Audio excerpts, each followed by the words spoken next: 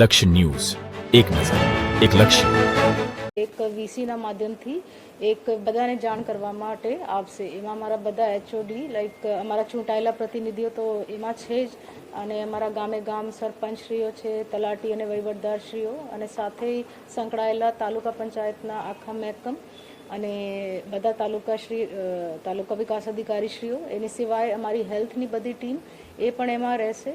એની સિવાય અમારા સ્કૂલના જેટલા બીઆરસી સીઆરસી છે તો એ માટે પણ ડીપીઓશ્રી અને ડીઓશ્રી એમાં ભાગ લેવાના રહેશે.